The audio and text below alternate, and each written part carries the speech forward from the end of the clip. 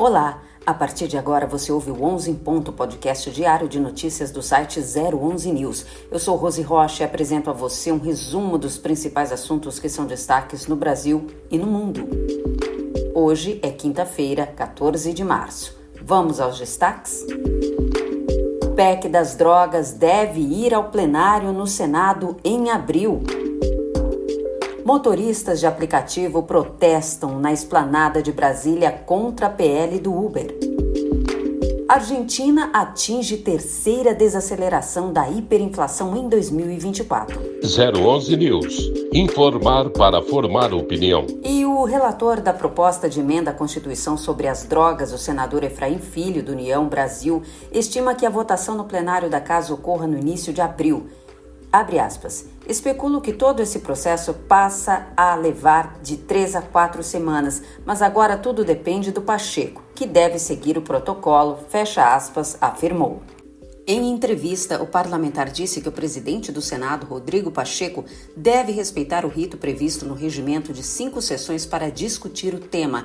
A PEC foi aprovada nesta quarta-feira pela CCJ com 23 votos favoráveis e 4 contrários, e agora segue para o plenário, onde precisará de ao menos 49 votos favoráveis em 2 turnos. Se aprovado, o texto irá para análise da Câmara.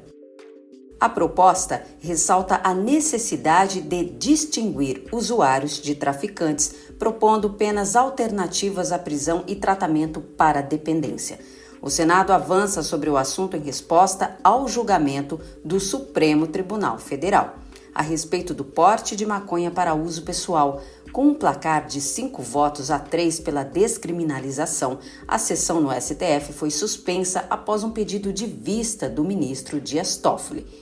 E o Congresso busca por uma decisão antes da retomada do julgamento na Corte. E os motoristas de aplicativo do Distrito Federal e de Goiás se reuniram nesta quarta-feira na esplanada dos Ministérios em Brasília para protestar contra o projeto de lei número 1224/2024, em tramitação na Câmara dos Deputados, que busca regulamentar o trabalho da categoria.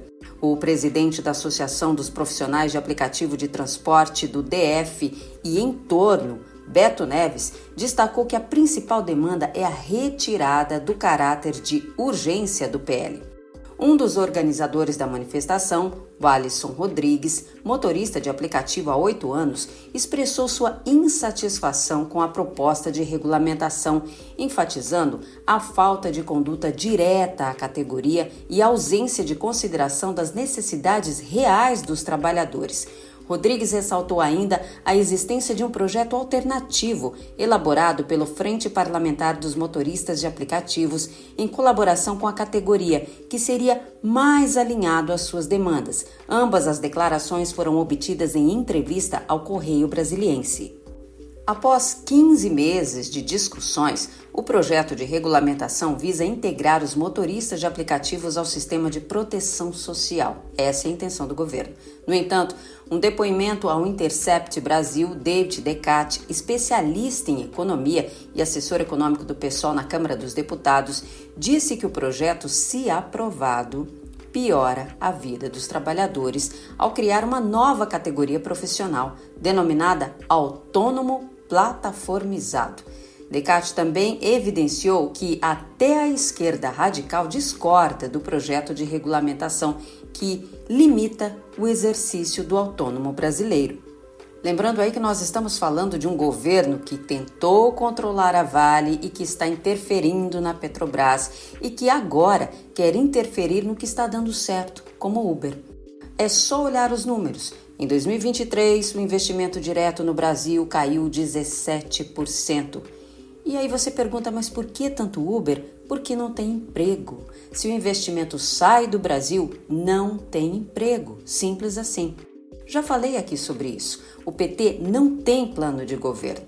É só gastar e taxar. Gastar e taxar. E essa historinha aí que o INSS é para cuidar do motorista é tudo fachada.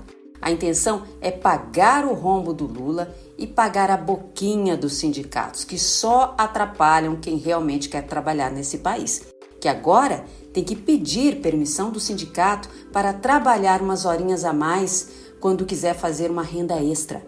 São ideias tão brilhantes que precisam ser obrigatórias. Esse é o Brasil do PT. E enquanto o Brasil piora, a Argentina melhora. O país registrou uma taxa de inflação de 13,2% em fevereiro e, de acordo com o Instituto Nacional de Estatística e Censo, INDEC, marcando o segundo mês consecutivo de desaceleração da inflação como resultado das políticas de austeridade do presidente Javier Milei. Desde que assumiu o cargo em dezembro, Milei aplicou uma série de medidas de terapia de choque para evitar um colapso econômico total na Argentina após quase 2 décadas de governos socialistas deixarem o país à beira da hiperinflação.